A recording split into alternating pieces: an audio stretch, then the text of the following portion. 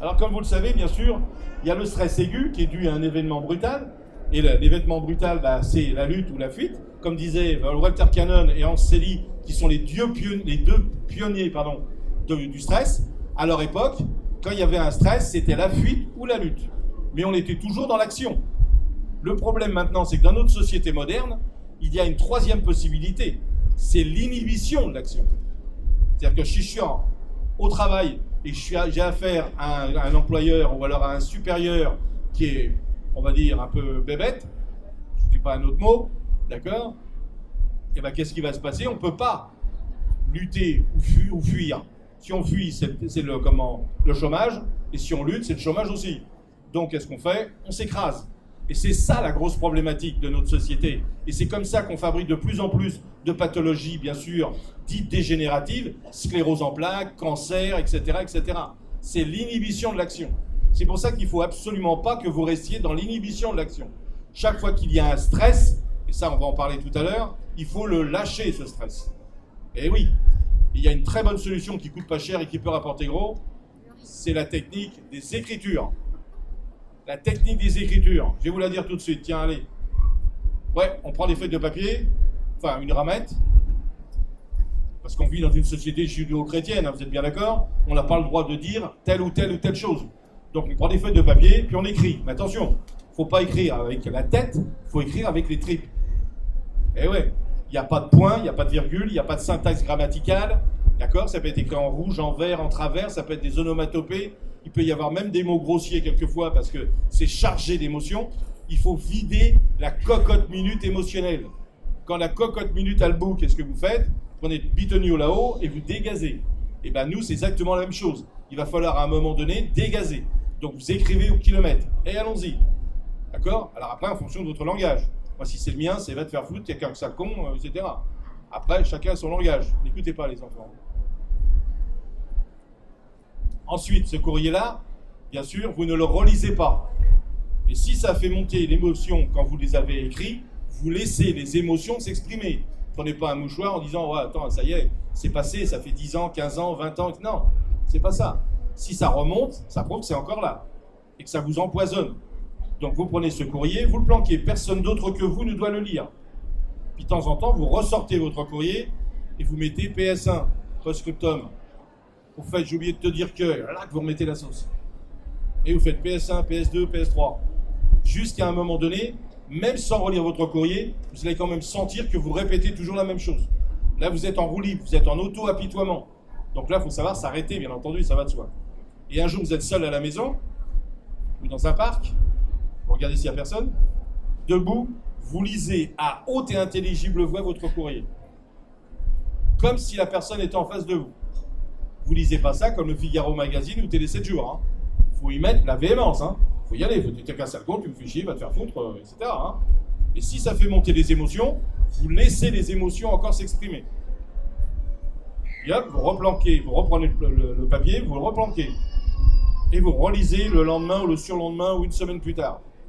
Jusqu'à temps que vous puissiez lire votre courrier sans qu'il y ait l'émotion. Et quand il n'y a plus d'émotion, là vous prenez une allumette et vous foutez le feu à vos écritures. Et vous passez un deuxième bouc émissaire. Parce qu'il y en a une tripotée. Hein. Pas ce qui manque. Hein. Les non-dits. Hein. Oh là là, en permanence. Vous allez voir, ça coûte pas cher et ça peut rapporter gros. Hein. Et là le foie il est content, hein, croyez-moi. Donc stress de survie, ancestral, archaïque. Et oui, vous avez un chien qui arrive, qui veut vous mordre. Il n'y a pas 36 choses, hein. C'est la fuite ou la lutte. D'accord? Puis on les accumule, les stress. Je ne sais pas si ça vous avez pu le constater. Quand on est un peu dans les emmerdes, on les accumule hein, quand on ne les règle pas au fur et à mesure. Moi, je me rappelle, j'ai traversé une période très, très difficile de ma vie, bien sûr, avec contrôle fiscal, divorce, un gosse qui a soi-disant raté son bac, alors qu'en fait, c'était une mauvaise addition des notes. Qu'est-ce qu'il y avait eu encore? Colite néphrétique. Enfin, une période, mais alors, terrible, ça. Et un jour, je sors justement du Sénato, là où je donne des cours. Pas très bien entendu. Il y a un chien qui sort de la bagnole, il mord le cul. Je vous jure que c'est vrai. Hein. Ça fait marrer à chaque fois, mais je vous jure que c'est vrai. Et là, je me rappellerai toute ma vie, j'ai regardé là-haut, j'ai dit ça va, j'ai compris maintenant, c'est terminé. Donc maintenant, chaque fois que j'ai des stress, j'essaie de les résoudre les uns après les autres. D'accord? J'attends pas de les accumuler. Sinon, c'est pas possible. Donc, je prends des feuilles de papier, moi, puis je marque les stress. Puis je les classe en fonction de l'importance. Puis après, j'essaie de dire qu'est-ce que je vais faire pour régler ce stress. Quel est un organigramme. Voilà, c'est la seule solution. Sinon, on s'en fout là-dedans en permanence. Puis ensuite, bien sûr, et c'est ça la grosse problématique, c'est le stress chronique permanent, qui est l'ennemi, bien sûr, de l'homme moderne. C'est surtout les stress psychologiques, maintenant, à notre époque. D'accord? L'ancienne génération, ils ont le stress de la guerre. Vous imaginez? Mais nous, c'est des stress en permanence. D'accord? Vous êtes en retard, tous les feux passent au rouge. Et ouais, vous sortez de chez vous, le téléphone sonne. Des petites choses. Alors après, chacun a mis la barre plus ou moins haute en fonction de sa personnalité, bien entendu. Alors voilà, regardez le mec dans le métro ou dans le tram, chacun son interprétation. Alors est-ce que c'est métro, boulot, dodo? Est-ce que c'est cela le stress pour certains? Est-ce que ce sont les relations avec les autres? Est-ce la maladie de ses proches? La cotation du 440? Ou alors quoi encore? Chacun met ce qu'il veut. D'accord? Moi je pense qu'il y a un stress qu'on ne peut pas gérer. Un seul. Tous les autres, c'est du pipi de chat. Un seul stress qu'on ne peut pas gérer. C'est la maladie de ses proches, de ses enfants surtout, ou le décès de ses enfants. Ça, c'est même pas la peine d'y penser. Quand on dit ça passera, non, ça passera pas. C'est viscéral, il n'y a rien à faire. Sinon, tout le reste. Moi, j'avais un de mes profs de psycho, quand il parlait de la voiture, il parlait de l'utérus à roulettes. Parce que dès qu'ils ont une éraflure sur leur bagnole, les mecs ou les nanas, on en fait tout un pataquès, tout ça pour une éraflure. Vous imaginez? Non mais attendez, on a l'impression que la vie s'arrête parce qu'il y a une éraflure sur la bagnole. Franchement, c'est complètement débile, quoi. Donc c'est pour ça qu'il faut minimiser. Regardez-vous dans la glace, est-ce que ça vaut vraiment la peine que je me foute le carrefour en l'air pour une éraflure sur la bagnole, ou parce que je vais être en retard pour ci, pour ça? Puis après, il faut apprendre aussi, peut-être, à partir un peu plus tôt. Moi, pour prendre mon train ce matin à 9h31, je suis parti de Versailles, il était à peu près 8h. Ce qui fait que je suis arrivé, mais alors facilement avec une demi-heure, 3/4 d'heure d'avance. Donc j'ai garé ma voiture, j'ai dû prendre un petit café, bio. Non, je déconne. Il était prendre un café, c'est vrai, ouais. Ok. Et puis voilà, quoi. Puis comme ça, après, j'ai pu me mettre dans le train tranquille, sans pour autant avoir un problème. Donc les raflures sur l'utérus à roulette, je viens de vous en parler. Alors pour les uns, ce sera les difficultés financières, pour les autres, les conflits familiaux, pour les autres, la santé de ses proches, et enfin pour d'autres, ce sera des problèmes de circulation dans les grandes villes. Là, on le voit sur Paris, région parisienne, mais c'est de la folie, quoi. De la folie.